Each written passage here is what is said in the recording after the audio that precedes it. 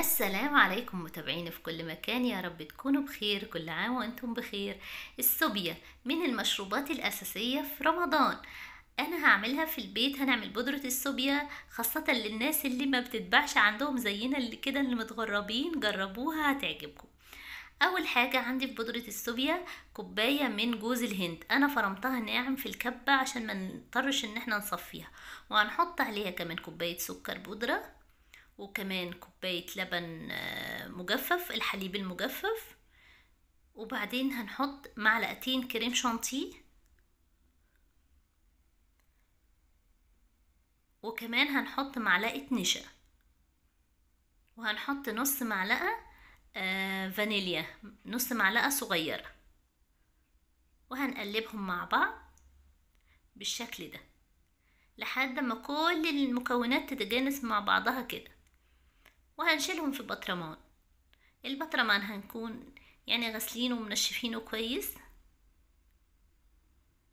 ونستخدمه طول شهر رمضان. لما نحب نعمل كوباية صوبيا هناخد معلقة من البودرة الصوبيا، معلقة كبيرة كده. ملينا البطرمان بتاعنا، ويلا بينا نشوف طريقة الصوبيا بنعملها ازاي دلوقتي. انا لما هعمل صوبيا هحط مية ولبن. لو بتحبوا تعملوها باللبن كله تمام. هنا حطيت معلقة سكر، وحطيت معلقتين من بودرة الصوبيا، وحطيت كوباية مية وكوباية لبن. اللبن اللي هو بنعمل بيه الشاي لبن، عشان في ناس بتقول عليه حليب وناس بتقول لبن. وهنا زودت تلج، وهضربهم في الخلاط مع بعض.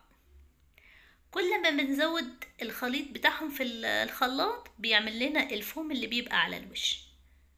شايفين في الخلاط كان عامل ازاي؟ وبنصبها في الكوباية اللي احنا بنشربها. وهتشربوا اجمل صوبيا عاملينها في البيت. يعني جربوا الطريقة هتعجبكم، خاصة للمتغربين اللي مش في رمضان بيلاقوا حاجات كتير كانوا يعني متعودين عليها في مصر ومش لاقيينها.